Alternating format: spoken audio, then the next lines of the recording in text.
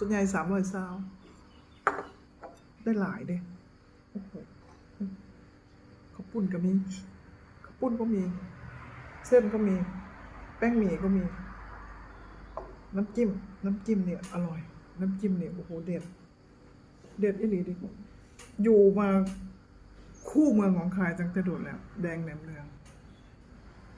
เดี๋ยวชิมให้เบิ่งนะชิมให้ดู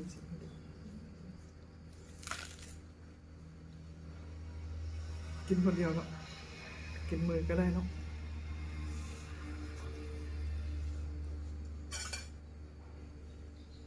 อันนี้ต้องใส่ข้าวปุ้นใส่น้อยนึงอันนี้แป้งหมี่อันนี้บักแตงอันนี้กระเทียมนี่น้ำจิ้มตามด้วยน้ำจิ้มมีถั่วมีพริกสมๆมาละแล้วก็น้ำจิ้มนี่แซ่บ